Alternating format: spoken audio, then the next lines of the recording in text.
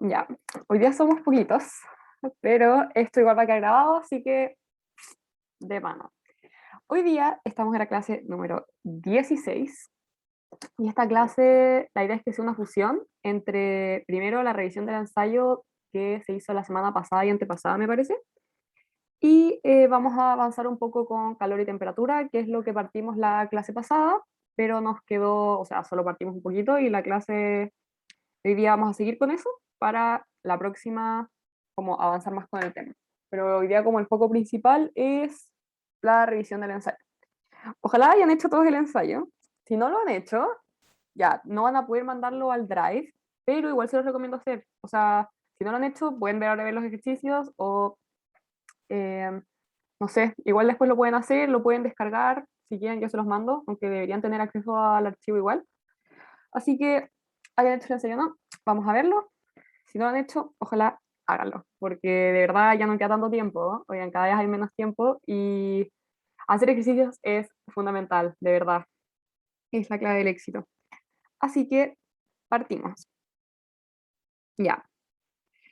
La primera pregunta no automáticamente no la vamos a ver porque vamos a ver solamente la materia que ya hemos pasado, como no tiene sentido empezar a ver materia que ni siquiera hemos visto, como tendríamos que empezar a pasar la materia desde cero, y la idea es pasar la materia cuando corresponda. Entonces vamos a partir con el ejercicio 20. El ejercicio 20 dice: se decidió investigar si la curvatura de un espejo convexo afecta a la imagen que se produce. Para ello, se fijó un objeto delante de un espejo convexo y con una regla se midió el tamaño de la imagen producida. Si en todas las mediciones se utilizó el mismo objeto, ¿cuál de las siguientes acciones experimentales debió haberse implementado para resolver esta investigación? Uno, lo primero que podría decir es, oh, ya, no me acuerdo la materia de los espejos. Que yo misma igual me confundo muchas veces con los espejos convexos, cóncavos, pero si ustedes se dan cuenta, este ejercicio no es de esa materia, este ejercicio es de método científico. Entonces, si ustedes no se acuerdan nada de los espejos, da lo mismo, como que estos son los tipos de ejercicios que uno, si no sabe nada, los puede sacar igual por lógica. Entonces, nos están diciendo, tenemos un espejo y queremos ver si es que la curvatura del espejo, si es como más así o más abierto, influye en la imagen que se forma. Y uno allá empieza a leer las alternativas, que por alguna razón hay algunas preguntas que solo tienen hasta la D. No sé por qué, pero bueno, solo tenemos hasta la D. Y eh, yo lo que les dije una vez era que en este tipo de ejercicios, por lo general, cuando uno quiere estudiar como un fenómeno y por qué se produce este fenómeno, lo que tenemos que hacer es dejar una variable fija, dejar como todas las variables fijas y dejar una variable que varíe. Cosa de que yo sé que si se produce un cambio es por esta variable, porque si yo quiero medir algo y tengo 20.000 cosas que están cambiando, nunca voy a saber por qué se está produciendo esta diferencia en las mediciones. La cosa es que esté todo fijo y haya una cosa que cambie, entonces yo sé que si hay algo que cambia es por consecuencia de esta otra cosa. Entonces acá tenemos la primera alternativa en que nos dicen usar espejos de igual tamaño, pero mover el objeto. Ya, esta no es una buena idea porque si se está produciendo una diferencia, no tiene nada que ver con la curvatura. Yo estoy tratando de estudiar la curvatura, no la distancia. Entonces, como que no me sirve de nada. Después tenemos la opción B, en el que me dicen usar espejos de igual curvatura, pero, mover el objeto, que es lo mismo anterior, pero en vez de igual tamaño, igual curvatura. Ya, de nuevo esto no me sirve, porque si tengo todo el rato la misma curvatura, ¿cómo voy a poder yo estudiar si es que lo que está produciendo el cambio es la curvatura? Como necesito que cambie la curvatura. Entonces, en la C me dicen usar espejos con distinta curvatura, pero igual tamaño. Perfecto, esta opción sí me sirve, porque cualquier cambio se va a producir por la variación de la curvatura, no por otras cosas. Los que llegaron ahora, por si acaso, vamos a revisar el ensayo. Después vamos a avanzar con temperatura, con calor y temperatura. Pero eso, si no han hecho el ensayo, se los recomiendo hacer igual, aunque sea después, y está la pauta y todo, si no la tienen y la quieren, me avisan. Y eso. Así que ya, y después tenemos la D, en la que me dicen usar espejos de distinto tamaño, pero de igual curvatura. De nuevo, ¿por qué voy a dejar la curvatura constante si yo lo que quiero es estudiar qué pasa cuando la curvatura cambia? Entonces, la respuesta correcta es la C. La curvatura queda como si un espejo es más así o como más planito, como qué tan curvo es, literalmente. Luego tenemos este ejercicio de ondas, que dicen, cierta onda mecánica se representa mediante el siguiente perfil temporal, o sea, como este gráfico. Y me preguntan cuál es la frecuencia. Yo tengo que la frecuencia es igual a número de oscilaciones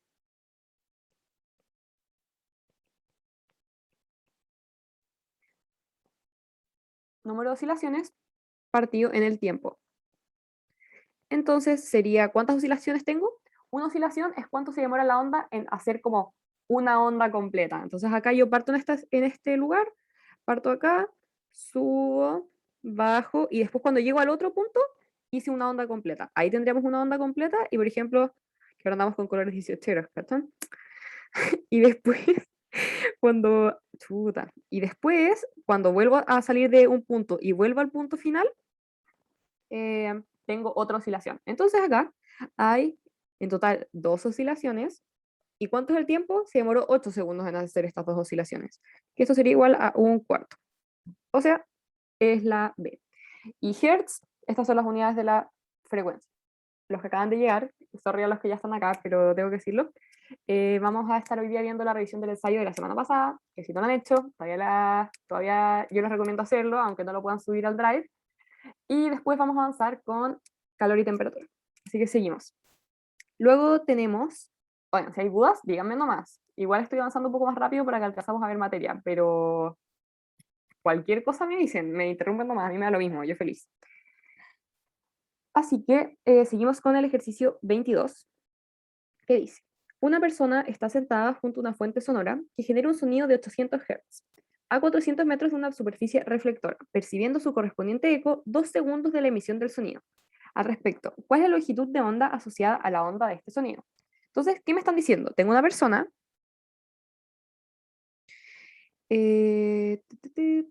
la persona está generando un sonido de 800 Hz. Y hay una superficie reflectora, digamos que hay una pared reflectora que está a 400 metros de la persona. Y me dicen, la persona se demora 2 segundos en escuchar el eco. ¿Qué significa esto? Que el sonido se me demoró 2 segundos en ir y volver. O sea, ¿qué fórmulas acá me interesan? Primero, yo quiero calcular la velocidad del sonido. ¿Y cómo calculo la velocidad del sonido? Misma fórmula de toda la vida. Velocidad es igual a distancia partido en el tiempo. ¿Cuál es la distancia? Ya, acá hay algo que es muy importante y es típica la confusión. La confusión podría ser decir, ya, la distancia son 400 metros y el tiempo son 2 segundos. Y esto está malo. Así que no se confundan con eso. ¿Por qué está malo? Porque el sonido se recorrió 400 metros, pero ida y vuelta. Entonces, si lo sumamos, me daría que recorrió en verdad 800 metros en 2 segundos. Si yo quisiera dejar los 400 metros, tendría que considerar que se demoró un segundo. Un segundo en volver, y después, o sea, en ir, y otro segundo en volver. Entonces, la velocidad del sonido es 400. Después, ya, yo tengo la velocidad del sonido, pero a mí no me están pidiendo la velocidad del sonido, a mí me están pidiendo la longitud de onda. Y acá es donde entra otra fórmula que es muy útil. Voy a correr esto mejor a la izquierda. Eh, la fórmula es velocidad es igual a lambda por frecuencia. ¿Por qué? Porque eh, el lambda es distancia, una unidad de distancia. Eh, y la frecuencia es una unidad de 1 partido en segundos. Entonces, lambda por frecuencia al final sería distancia partido en tiempo, serían metros partidos en segundo, cosa que tiene mucha lógica por si acaso se les olvida cuál es la fórmula. A mí esta fórmula siempre se me olvida hasta que alguien me dijo, pero ¿cómo se te va a olvidar si obviamente tiene que ser distancia partida en tiempo? Y es ahí que nunca vas a olvidar. Entonces, yo acá tengo todos los datos, excepto la longitud de onda, que es lo que me piden. Así que yo tengo velocidad es igual a 400, es igual a lambda, y la frecuencia me la dan acá, que es 800. Entonces, si yo despejo, me haría lambda es igual a 400 partido en 800, por lo que lambda es igual a 1/2. Y esta es la alternativa D.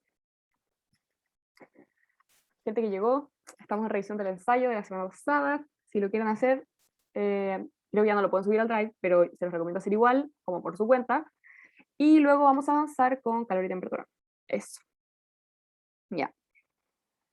Cualquier duda me dicen, pero seguimos. Luego tenemos el ejercicio número 23 y nos dice así.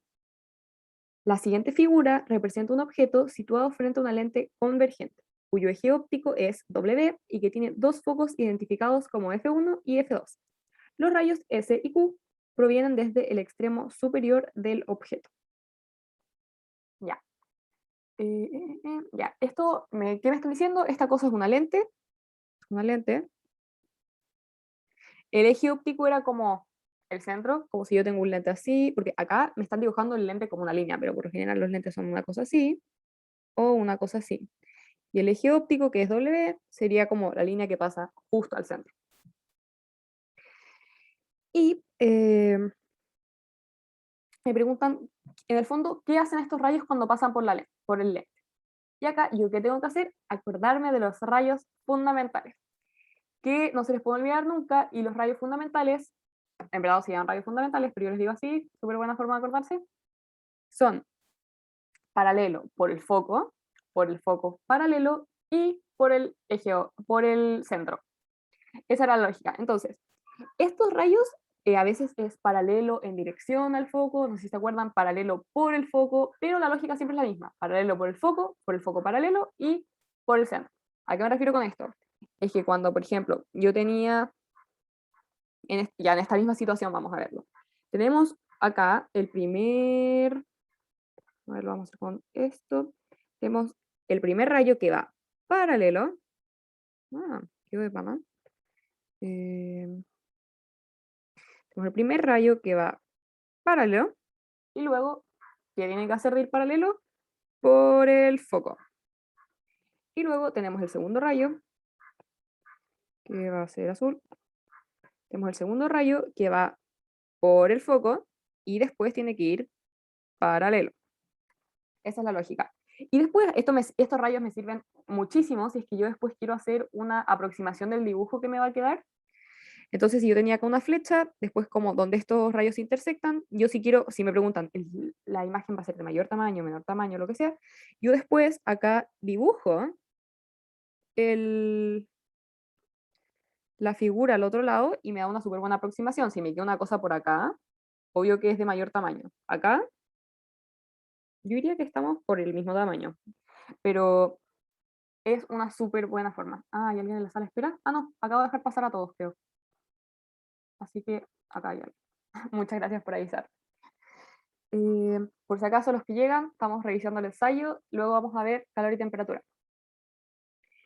Ya, entonces me preguntan por las características de estos rayos. Y qué sé yo, primero, tengo el rayo S, ya lo tenemos dibujado, así que ya no tiene tanta ciencia. Tenemos el rayo S, que es el de abajo, el azul. Tenemos el rayo S, y qué sé yo del rayo S, sé que es un rayo que luego de pasar por el lente, porque eso es lo que me está preguntando, ¿qué pasa una vez que atraviesa la lente? Una vez que atraviesa la lente, sé que sigue paralelo, así que automáticamente, chao, chao, chao, todas esas alternativas. Y luego, con el rayo Q, ¿qué es lo que hace? El rayo Q atraviesa la lente y luego pasa por F2. Porque lo tenemos acá dibujado, es este pedazo de acá, que está pasando por el segundo foco. Así que con eso tenemos el ejercicio. Yo creo que lentes, de verdad, porque igual hay cosas que son lateras de aprenderse, como que yo estoy más atrás del foco, si estoy más cerca del foco, todas esas cosas. Pero como lo más fácil de aprenderse, yo creo que lo más útil es aprenderse esto, lo de paralelo por el foco paralelo y por el centro. ¿No se acuerdan? Vean esa cosa, esa parte de la clase de lentes y espejos. Pero yo creo que si es que hay algo que se quieren aprender como para ganar puntos fácil y que les pueda ah, salvar harto, es eso, sí o sí. En lentes, sí o sí. Ya. Seguimos. No hay ningún ejercicio acá abajo, ya. Tenemos. Ya. Tenemos ejercicio 24. Nos dicen así. El siguiente gráfico permite comparar las longitudes de onda de las ondas electromagnéticas S, Q, W, R y T que se propagan en el vacío. Ya tenemos estas ondas y nos van diciendo diferentes características. Nosotros tenemos que saber si son verdaderas o falsas. Yo me voy a abrir aquí en mi cuaderno al tiro Me voy a abrir al tiro mi cuaderno eso, pero igual a estarlo viendo. Ya. Acá yo, ¿qué es lo que tengo que ver? Acá me están dando las ondas. Tengo esta. Y después acá está como su longitud de onda. No sé, esto podría ser 5 metros, esto podría ser 4 metros, y lo que sea. La lógica simplemente como que no importa claramente los valores, si no nos la están dando. No, ¿en cuál? En el anterior. Dolor. Eh, la lógica es que los que están más arriba tienen una mayor longitud de onda y los que tienen los puntitos más abajo tienen menor longitud de onda.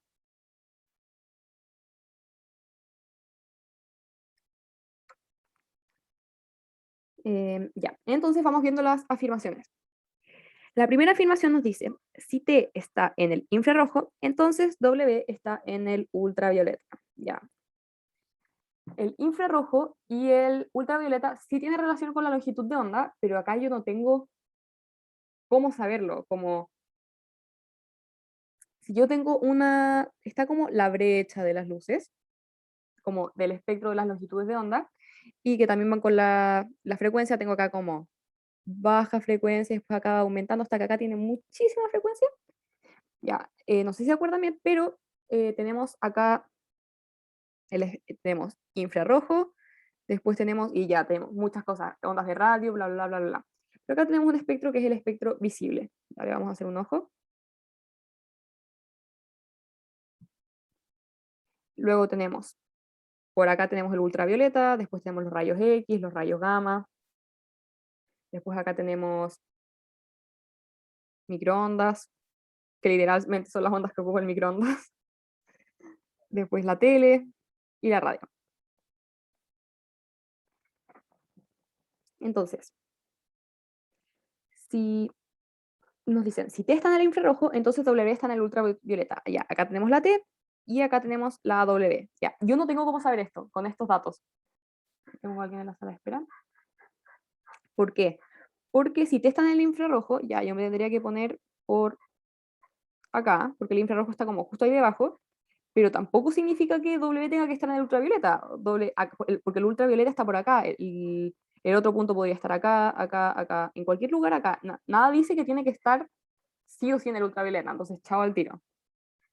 Después, tenemos la B. Si W está en el espectro visible, entonces Q también lo está. Ya. ¿Cómo sé yo esto? No tengo cómo saberlo porque es un rango. Como si yo supiera que es como ya desde acá para arriba es espectro visible o desde acá hacia abajo está en el espectro visible, ahí podría yo como saber más información con estas como afirmaciones, pero como si me dicen ya, yo tengo un punto acá que está en el espectro visible, que es eh, la W, y Q tiene una menor longitud de onda, entonces estaría más acá, como podría estar adentro de este rango, podría estar afuera de este rango, no tengo ni idea de cómo saberlo, así que de nuevo, como información insuficiente para afirmar lo que sea. No es como que yo pueda decir esto es falso, pero simplemente es como, pucha, puede ser, pero no tengo ni idea de cómo saberlo. Luego tenemos la C. Si W corresponde al color rojo, entonces S, Q, R y T está en el infrarrojo. Ya, esto es falso, porque me están diciendo en el fondo, si W está por acá, porque el rojo está por acá, todo lo otro está en el infrarrojo. Que no es cierto, podría estar también en el espectro visible o podría estar como un poco más abajo, pero no tiene por qué estar automáticamente en el infrarrojo. Así que, de nuevo, chao. Luego, si ese corresponde al color violeta, entonces Q, W, R y T están en el espectro visible. Ya, de nuevo, no tengo idea de cómo puedo afirmar esto. Así que es como, son de nuevo estas afirmaciones vagas, que es como si están por arriba o por abajo. El espectro visible es un rango, va de un punto a otro punto. Entonces, si me dicen algo está por arriba o algo está por abajo, no tengo ni idea de cómo saberlo. Así que de nuevo, chao, y me queda la última, que es la correcta. Dicen, si W corresponde al color rojo y T al violeta, entonces S, Q y R son parte del espectro visible. Ya, ahora tiene sentido. No es como automáticamente está bueno, porque podría estar mal, pero acá es como la respuesta más completa porque me están dando un rango, me están diciendo, tengo este en el rojo, este en el violeta, que son como los extremos, me están diciendo, el más grande es el rojo, el menor es el violeta, todo lo que está entre medio es visible. sí, eso sí es correcto, porque me están diciendo la base y después como la altura. Y yo que sé que el color rojo es el color con la menor frecuencia y con la mayor longitud de onda, y que el color violeta es el color con la mayor frecuencia y la menor longitud de onda. Así que tiene sentido, esa es la respuesta correcta. Así que seguimos. No sé que hayan dudas. Si tienen dudas, yo feliz, pero si no, continuamos. O me pueden interrumpir también. No me pillé. No, no, ya ahí no me pillé. Ya, tenemos la pregunta 25. Una persona aplica una determinada fuerza inicial sobre un bloque de cierta masa. Luego, mide la distancia que alcanza a recorrer el bloque hasta detenerse.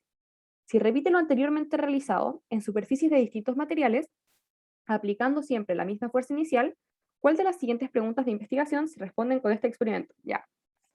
De nuevo una pregunta de método científico. A mí en todo caso igual me costan estas preguntas porque a veces pueden ser un poco más confusas, pero son preguntas que por lo general no necesitan saber de la materia de la que se está hablando.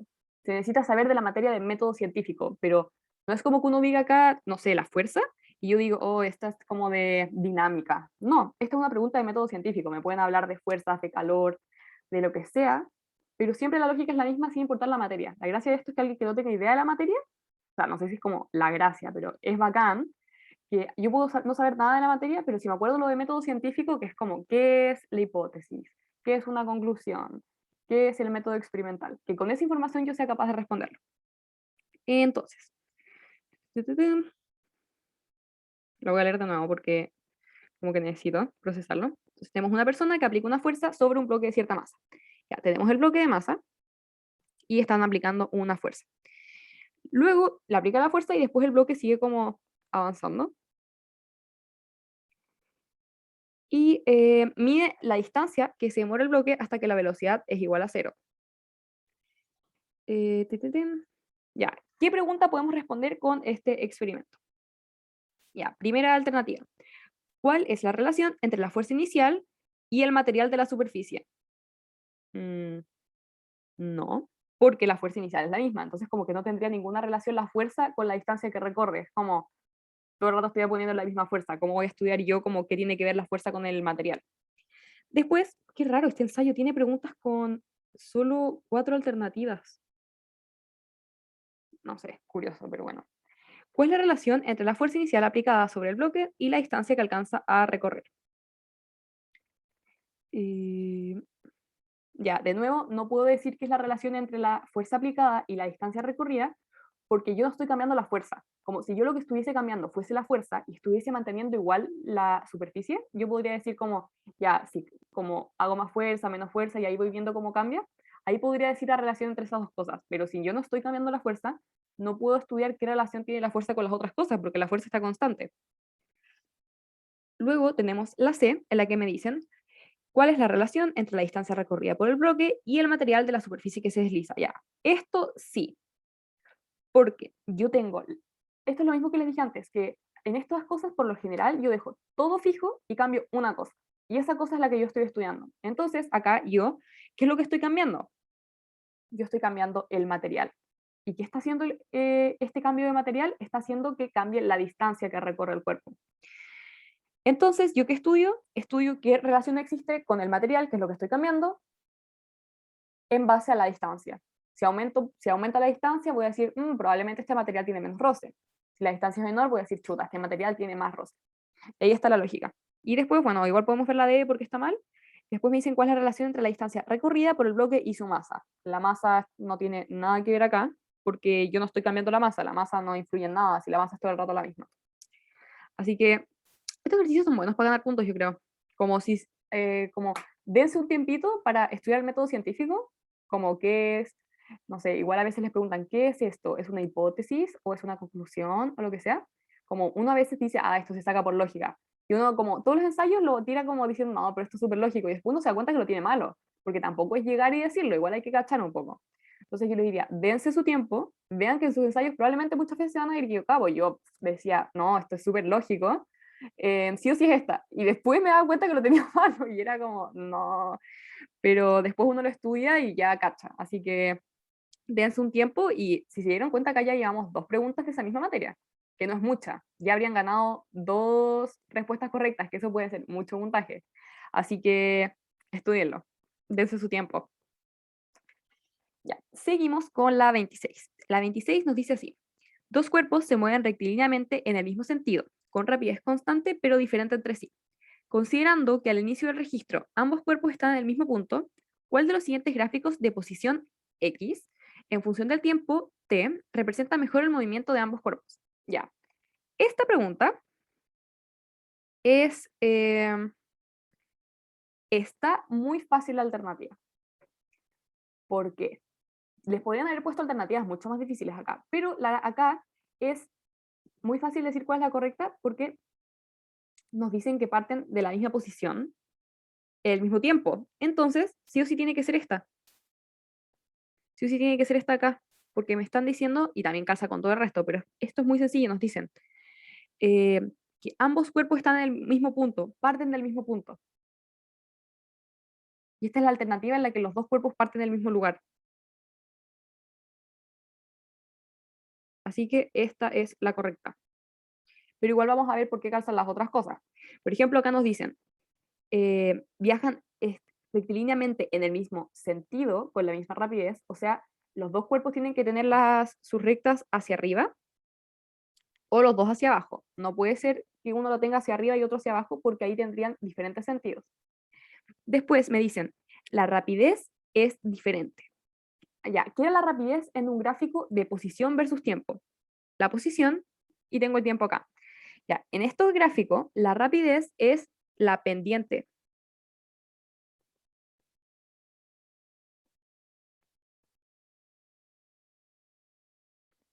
La rapidez es la pendiente. En este caso tengo acá una pendiente y en este caso acá tengo otra pendiente. Entonces, calza perfecto. Y nos dicen, considerando que al inicio del registro ambos cuerpos están en el mismo punto, ya, perfecto. Y la rapidez es constante. Esa es otra cosa importante. Nos podrían haber puesto este mismo dibujo, nos podrían haber puesto un dibujo así, con dos cuerpos así. A ver, algo así.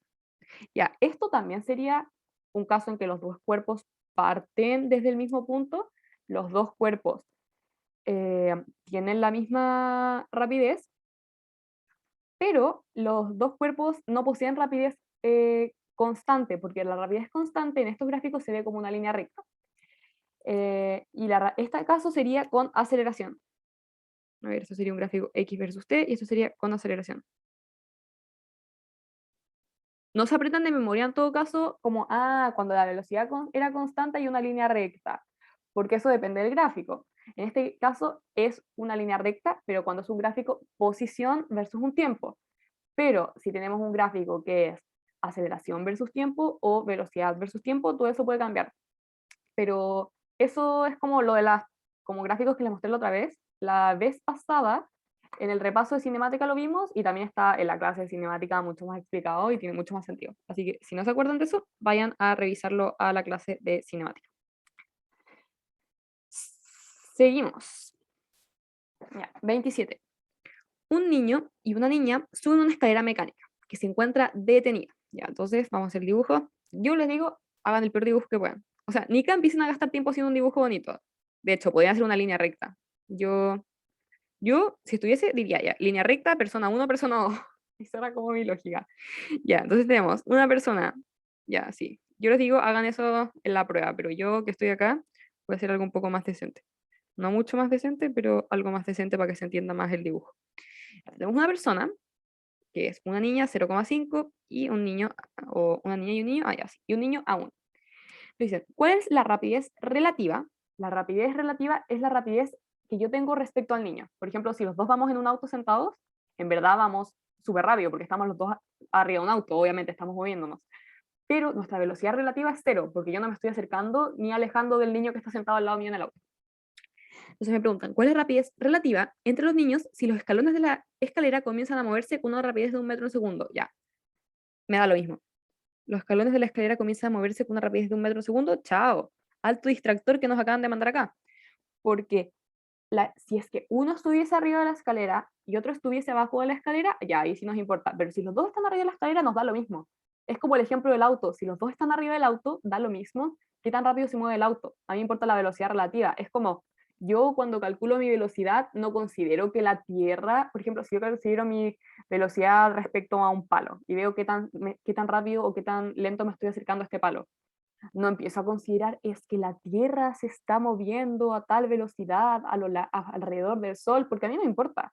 A mí me importa yo y el palo. Entonces acá, si los dos están parados en la escalera, me vale. Lo que me importa es el niño y la niña. La escalera da lo mismo. Así que ese distractor, ya a ver, no lo voy a tapar tanto, pero para que se lo alcance a ver, pero esto, distractor.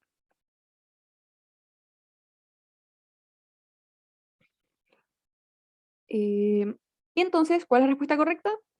¿Por qué? Porque si un niño va a 1 metro por segundo y la niña va a medio metro por segundo, entonces entre ellos yo haría 1 menos 0,5 y ahí me da el otro 0,5. Así que esa es la lógica. Luego tenemos la pregunta 28. No la vamos a ver porque esa materia todavía no lo pasamos. Y no estamos viendo las preguntas de materia que todavía no vemos. Y vamos a pasar a la 29. Entonces dice así. De nuevo pregunta de método científico, ya vamos en 3 de esta materia. Un grupo de personas realizó un experimento para investigar cuáles son los factores que afectan el número de oscilaciones de un resorte. Para ello, desde un resorte suspendieron un objeto de cierto peso y lo hicieron oscilar verticalmente. O sea, ¿qué hago? Tengo un resorte acá, que tiene acá un objeto, y yo lo suelto y veo cuántas veces sube y baja. Hicieron oscilar un objeto de cierto peso. Para ello, desde un resorte, suspendieron un objeto de cierto peso y lo hicieron oscilar verticalmente. Con esto, determinaron el número total de oscilaciones completadas por el resorte durante 10 segundos. Los datos se muestran en la siguiente tabla. Ya, la verdad es que los datos en específico a mí no me importan mucho. A mí lo que me importa es cómo cambian estos datos. ¿Y qué es lo que me preguntan? ¿Cuáles de las siguientes variables inciden en la cantidad de oscilaciones del resorte? De nuevo, 4 alternativas, no sé por qué, pero bueno. Ya, entonces, ¿qué variable puede incidir en la cantidad de oscilaciones? Ya, claramente no la cantidad de oscilaciones. O sea, tampoco me lo ponen en las alternativas, pero bueno, si fuese una alternativa es achado, porque yo estoy preguntando qué cosa afecta a las oscilaciones. No puede ser que las oscilaciones afecten las oscilaciones. Entonces, yo una cosa que me puedo dar cuenta es que, por ejemplo, cuando cambia, que la masa del objeto, primero que nada, la masa del objeto es constante, así que Nika puede estar afectando porque si la masa es constante y la otra cosa cambia, no puede ser la masa lo que está haciendo este cambio. Ya, después, el peso del objeto, chao también, porque el peso es masa por gravedad, el peso igual es constante, entonces chao. Y me quedan dos opciones, la longitud natural y el estiramiento. Entonces, ¿yo qué hago? Acá, por ejemplo, tengo la longitud natural y yo veo que cuando la longitud se mantiene constante, la cantidad de oscilaciones se mantiene constante. Ya, es como, si yo no cambio mi variable, no cambia el resultado. Ya, tiene sentido. Y después, cuando yo la cambio, sí cambia el resultado. Entonces, como ya, igual está influenciando, sí o sí tiene algo que ver. Ya, bueno, esa es la respuesta correcta, en verdad. Si es la longitud natural del resorte. ¿Y por qué no es la B? Porque si dan cuenta, cuando mantengo esto constante, porque yo lo que estoy estudiando es esto de abajo. Este es como mi resultado que yo estoy estudiando. Entonces, si yo mantengo la variable que en teoría está afectándola, si la mantengo constante y la otra cosa cambia, es como, pucha, ni cae eso lo que lo está afectando, tiene que ser otra cosa. Y esta otra cosa era la longitud natural. Es la respuesta correcta. Así que seguimos. Cada vez las correcciones de los ensayos son más largas, porque cada vez hemos visto más materia. Ya, seguimos. Sobre una caja que se desliza con velocidad constante en una superficie plana y horizontal, además de las fuerzas peso y normal, ya, entonces tenemos la fuerza peso, tenemos la fuerza normal, actúa la fuerza de roce y una fuerza F paralela a la superficie. En el instante T1, la superficie cambia de rugosidad, pero la caja continúa con la misma velocidad constante. Con esta información, ¿cuál de los siguientes gráficos de la magnitud de la fuerza F en función del tiempo es compatible con la situación descrita? Ya. Cosa importante. Velocidad constante. ¿Qué significa velocidad constante? Fuerza neta es cero. Y usted me va a decir, ya, pero no tiene ningún sentido. ¿Cómo va a ser fuerza cero si acá yo tengo puros gráficos en los que la fuerza no es cero? Yo le diré porque la fuerza, efectivamente, escucha, no sé en todos los gráficos, ya, pero spoiler, no, ya, spoiler no es la E, pero igual la podemos ver después, pero no sé si alcanza a ver todo bien. Bueno, ojalá que ahí se alcance a leer. Ya. Eh, la fuerza neta es cero, la suma de las fuerzas es cero, pero esta fuerza no es cero, porque esta fuerza tiene que contrarrestar la fuerza R. Entonces, primera cosa importante que yo me tengo que fijar, la fuerza de roce es constante porque se está moviendo. Y si ustedes se acuerdan, la fuerza de roce cinético es constante. Entonces, si la fuerza de roce es constante y la fuerza esta es la única que se opone y me tienen que dar cero, ambas tienen que ser constantes. Así que todos estos gráficos que tengan pendiente no me sirven. A ver, las rayitas son un no, por si acaso. Hay gente que las rayitas con eso los marca. Ya, entonces, todos estos que están con pendiente no me sirven. Y acá, si es que la rugosidad cambia, la fuerza también tiene que cambiar, si es que va a velocidad constante.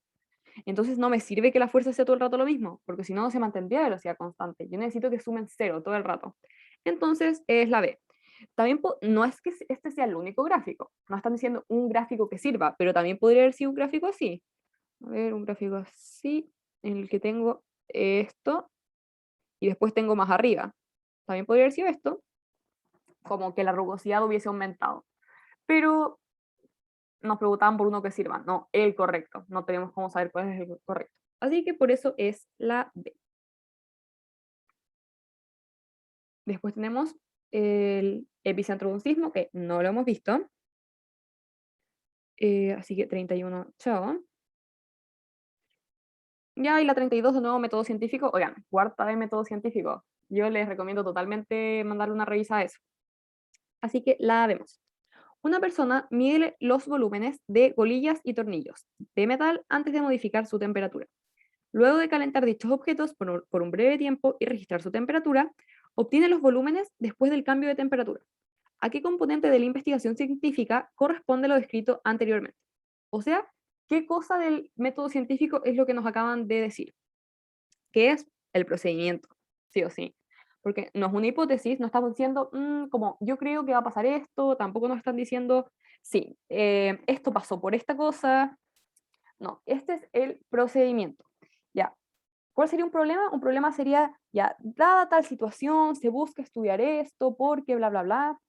Y igual una confusión podría haber entre el modelo experimental y el procedimiento experimental. El modelo experimental es, ay, sorry, que como que me estoy poniendo con el pelo. El procedimiento experimental es lo que nos acaban de decir arriba, es el proceso. Tengo estos materiales, mido su volumen, después aumento la temperatura y vuelvo a medir los volúmenes. Un proceso. Pero un modelo experimental sería como describir la situación. Yo tengo una fuente donde pongo unos tornillos y adentro de esta fuente hay un volumen de, no sé, 5 litros, bla, bla, bla. El modelo es como plantear la imagen. Es como, esto es como la puesta en escena. Y el procedimiento es literalmente el proceso, que es lo que se hace con este modelo, como ya el video, como el modelo sería como la imagen y el procedimiento sería el video, algo así. Lo voy a dejar anotado. El procedimiento sería la imagen, no, este sería el video, y el modelo sería la imagen. Entre comillas, obviamente, si es como un símil de la cosa. Pero espero que sirva para acordarse. Luego que nos queda. Ya, este ejercicio es materia que ya no entra, porque es materia de energía potencial, gravitatoria, energía cinética. No estoy segura en todo caso si lo sacaron. No, ahora me entró la duda, pero en cualquier caso no lo hemos pasado todavía, así que nos lo vamos a saltar. Y luego tenemos la 34.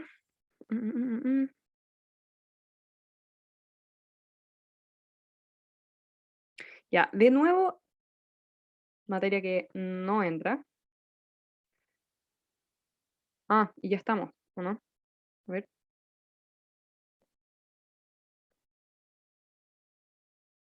No, es hasta la 36 lo que entra. bla, bla, bla. Ya, registros sísmicos tampoco lo hemos visto, así que chao esto. Y esto tampoco lo hemos visto. Así que con eso ya tenemos visto todo el ensayo. Ya. ¿Qué vamos a hacer ahora? Vamos a pasar la lista y luego avanzaremos un poco más con la materia de energía, calor y temperatura. Así que vamos a cambiar. Oh, mi compu está como muriendo.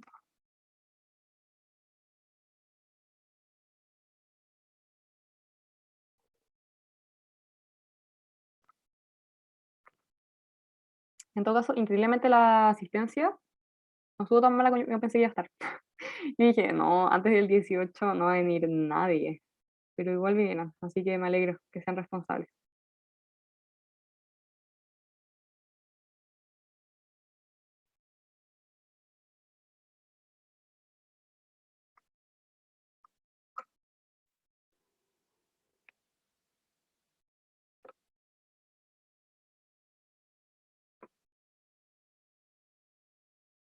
Oh, creo que está cargando. No sé si usted. Ah, ya, ahí cargo.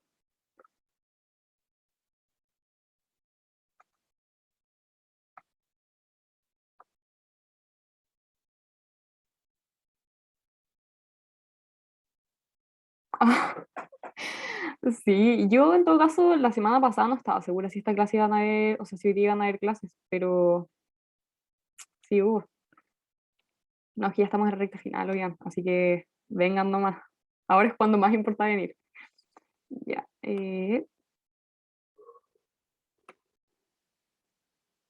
partimos. Adrián, Adrián está, nos acaba de comentar que casi no viene. Ya, tenemos a presente, sí, gracias. Tenemos a Anaís, ¿no? Ángel, Ángeles, ah, gracias. Ah, Ángel también está, bacán. Bárbara, ¿no? Belén, biólogo, chao. Camila, Carla, Carlos Parra, Constanzo, Damaris, Estefanía, Fernanda Rivera, Presente. gracias. Fernanda Romo, Fernanda Romo está. Fernando Vega, Francisca, Gabriela, Ignacia, Isabel,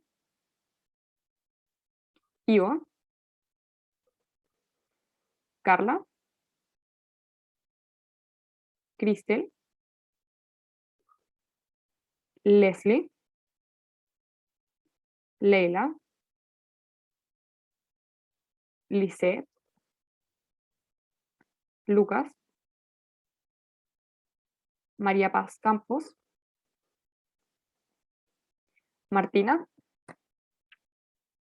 Martina está, Martina nos rompió la racha de nadie, no hay nadie, así que de mana. María Ignacia Pizarro, Melissa, Millaray, Millaray Fonseca, Natalia, Paloma, Patricia, Rayen, está perfecta. Richard, Richard está de más. Rosa, Aquí, profe. gracias. Sara, está. Tiare Sandoval, ¿no? Tiare Blanco, no puse presente Patricia. Oh, mala mía, gracias. La Tiare Blanco, señor sí estaba. No. Bueno, Tiare Sí, Verdú. sí, estoy. Ah, ya. Ya me iba a poner a revisar. Tiare Verdugo. No. Valentina Hernández. Hernández sí. Valentín Urbina. Valentín Urbina también. Juliana. Juliana está. Y Fernanda. Fernando nos abandonó hace mucho tiempo. Bueno. Entonces, seguimos.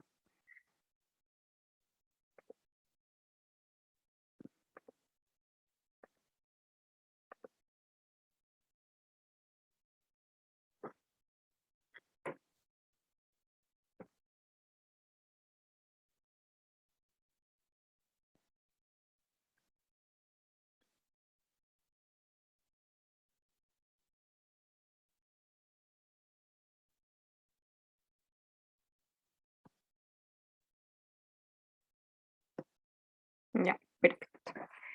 Entonces, hoy día vamos a avanzar con calor y temperatura.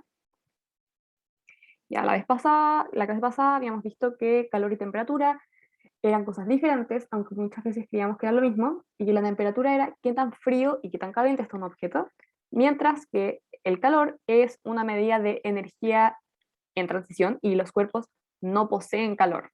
Sino que el calor es energía que está traspasando de un cuerpo más caliente a un cuerpo más frío. Ya, ¿cómo se transfiere el calor? Ya, el frío como que no existe.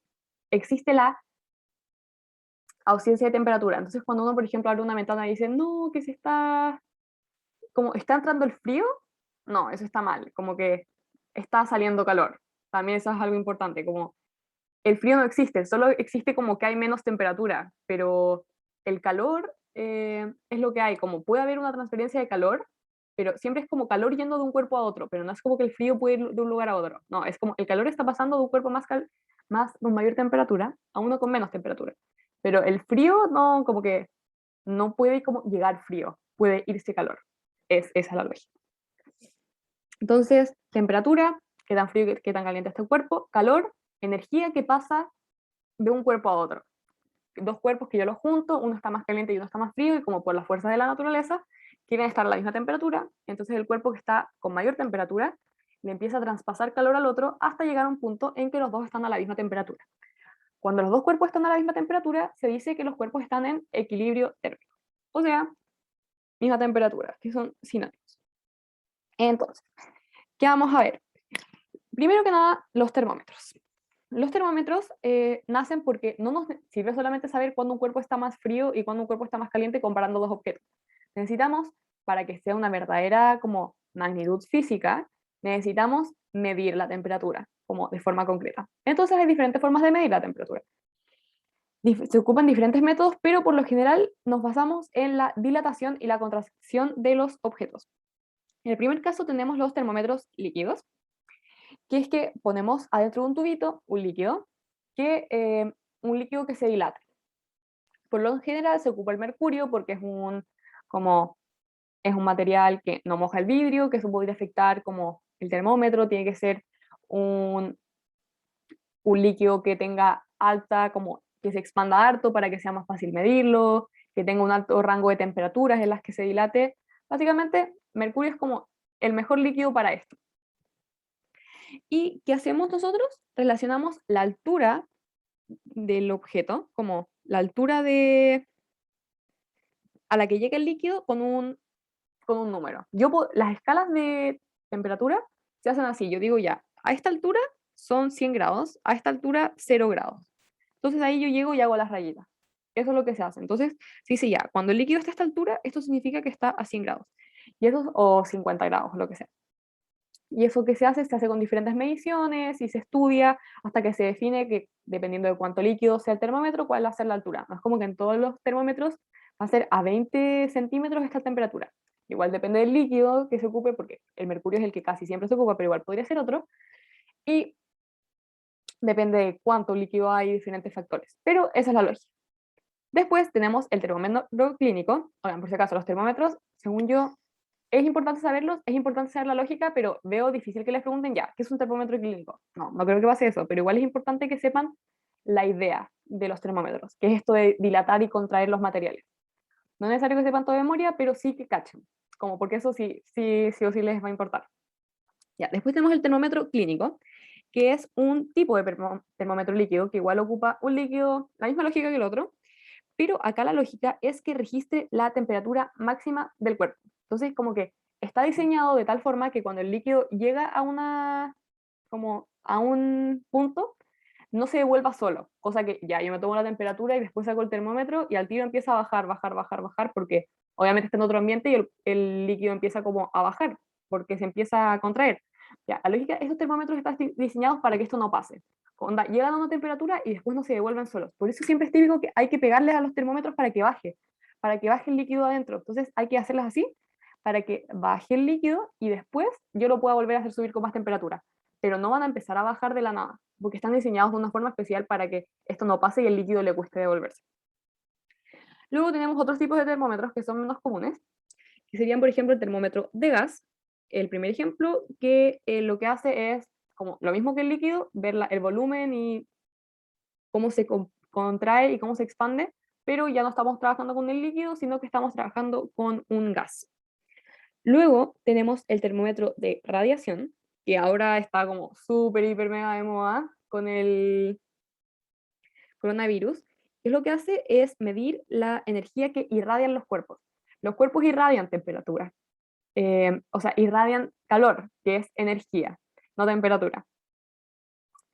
Y cuánta energía están irradiando depende de la temperatura. O sea, si un cuerpo tiene esta mayor temperatura, va a irradiar más energía y si está a menor temperatura, va a irradiar menos energía.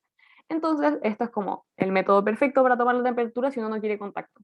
En todo caso, estos termómetros cuando se ocupan tienen que ser especiales para lo que se están ocupando. Es típico que uno va, se toma la temperatura y dice como 30 grados. Y como una temperatura corporal de 30 grados no estaría muerto, y es como no tiene ningún sentido, pero hay que ocupar el termómetro que corresponde y hay que ocuparlo en el lugar que corresponde y ahí sí va a tener sentido. No es que estos termómetros todos sean malos, no, como que funcionan, pero obviamente si a mí me toma la temperatura como acá, no va a funcionar porque las como extremidades tienen temperaturas más bajas, como son termómetros igual de válidos que los otros, pero uno piensa que no funcionan aunque son malos porque ahora se están usando mal, pero no les tengan como menos cariño a estos termómetros, igual son buenos.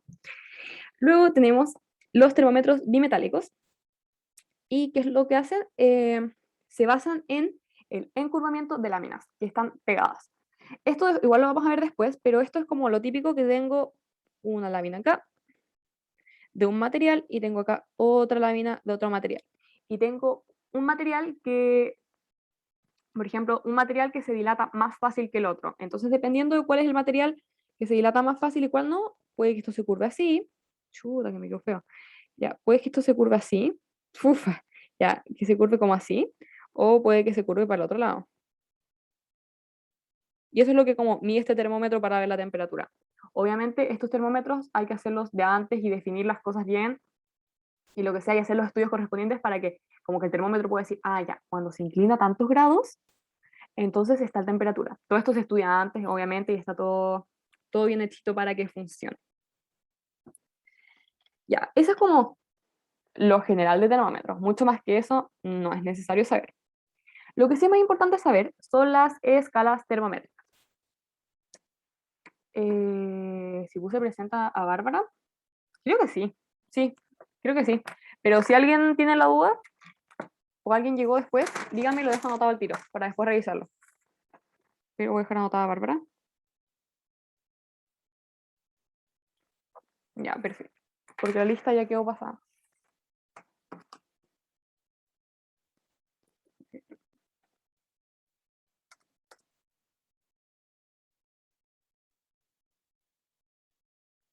Ya, si nos guiaron después, no se preocupen. Revisamos el ensayo, recién ahora partimos con materia nueva. Así que si quieren revisar el ensayo, va a quedar grabado en el canal de YouTube. Y les recomiendo hacer el ensayo aunque no lo hayan hecho. Pero materia nueva empezamos a pasar hace poquito, así que no se preocupen. Ya, las escalas termométricas son escalas que se definieron para poder medir la temperatura y como cuantificarla. La primera escala es la escala Celsius. Sí, todas las clases están grabadas, están todas en YouTube. Si ustedes se meten a la página, ¿saben qué? Se los voy a mostrar al tiro, porque esto es muy importante. Todas las clases están grabadas en YouTube. Mira. Si van a... A ver, no sé si todos han ocupado la página. ¿Saben qué? Ya está. Vamos a hacer una mini pausa y vamos a ver la página. Ya. No sé si se han metido todos a ver la página del curso, pero esta es la página. Acá tenemos información general importante. Tenemos el link de clases, que es el link del Zoom. Ya, yo tengo la perspectiva como de profesor. Yo puedo agregar material. A ustedes no les aparece eso, pero es básicamente lo mismo. Y acá tenemos, por ejemplo, el link de YouTube. Y hacen clic ahí.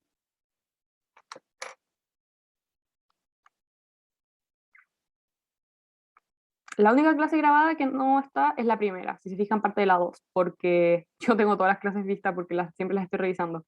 Pero acá están todas las clases grabadas. Así que cualquier duda que les aparezca, pueden volver y revisar lo que quieran. Está todo acá. De hecho, hay clases de otros profesores. Si es que alguien la acomoda y quiere revisarlas, también lo puede hacer, como los otros profes del PREU. Y ya acá tenemos la página del curso. Si se fijan, cada clase tiene un módulo. Tenemos la pizarra, la pizarra que es lo que yo hago como en el tablet. Tenemos después la guía, que es como la guía de la materia. Hay materia, como siempre hay guías de materia. Últimamente había como un pequeño atraso, así que lamentamos eso. Y si se fijan, las últimas está como solamente la... Acá hay una clase que no sé por qué no se puede subir la pizarra. Si se fijan, hay algunas clases solo con la pizarra y no con la guía, porque la guía está medio atrasada. Pero esas con las últimas, las anteriores tienen todas la guía. Y yo después de la clase siempre estoy acá subiendo la pizarra, si la quieren volver a revisar, y la guía siempre que esté. Pero acá está todo, todo, todo. O sea, si ustedes quieren revisar una pizarra, que es lo que yo tengo escrito a mano, acá lo pueden descargar. Por ejemplo, ya yo acá quiero ver la pizarra de cinemática. Me puedo meter acá y lo puedo ver de acá. También lo puedo descargar acá en la esquina, pero puedo descargarlo si lo quiero ver y tengo todo. Si fijan, acá está todo lo que vimos en esa clase. Ejercicios, materia, todo. Así que si alguien no había revisado la página del curso, revísela. Igual tiene información importante. No nos queda tanto tiempo, pero vamos a avanzar un poquito con la escala Celsius. No, de nada.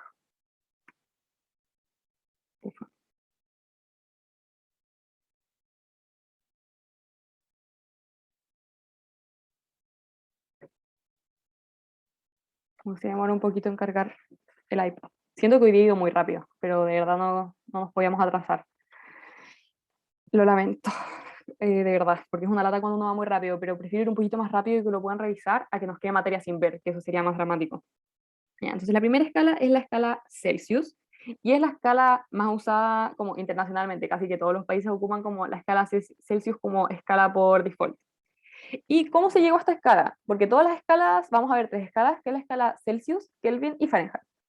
Todas estas escalas tienen una lógica detrás, no es como que uno llegue y haya dicho de la nada voy a hacer esta escala, pero uno puede hacer escalas termométricas como uno quiera. Por ejemplo, acá alguien, eh, el señor Celsius, a ver, acá debo tener, ¿cómo se llamaba? El señor Anders Celsius, un astrónomo sueco, ya, él lo que hizo fue decir, ya, yo me voy a guiar con el agua, entonces voy a agarrar un termómetro, por ejemplo, ya tenía su termómetro acá, y el termómetro acá, con la típica cosita acá, bla, bla, bla, y dijo, voy a decir que el número 0 sea la temperatura de fusión del agua, 0 grados Celsius. Entonces, ¿qué hizo? A ver, voy a responder algo.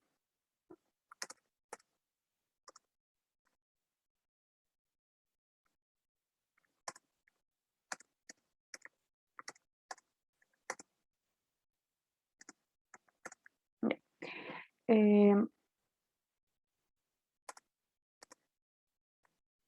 ya, entonces él dijo, el 0 grados Celsius va a ser cuando el agua está en su temperatura de fusión. Fusión es su temperatura entre el que está a Les iba a decir a 0 grados. Ya, es la temperatura, o sea, sí, es a 0 grados, pero no es como la explicación que uno necesita ahora. Es la temperatura en la que el agua está como entre hielo y entre sólido. Está como ahí. Es una temperatura en la que el agua puede estar sólida y puede estar líquida a la vez.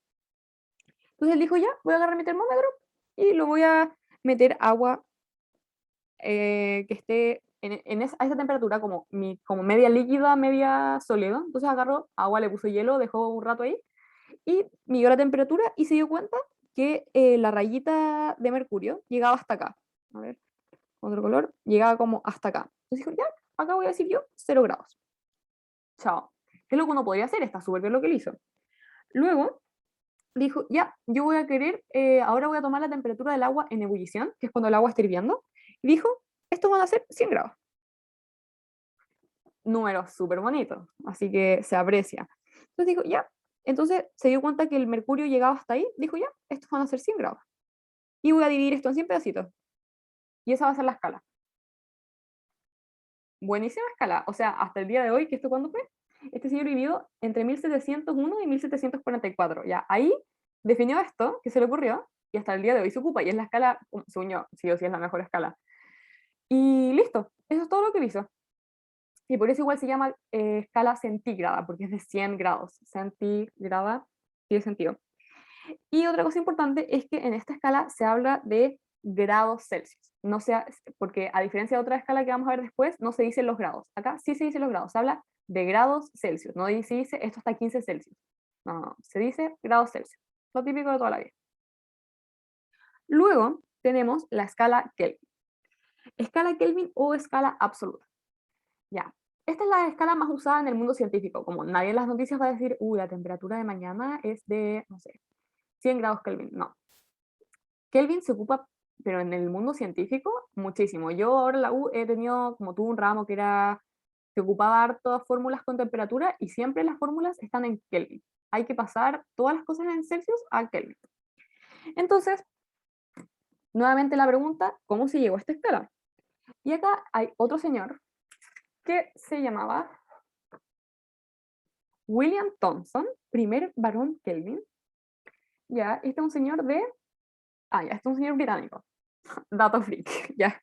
Este señor dijo, yo quiero que el cero sea la temperatura mínima que existe en todo el universo.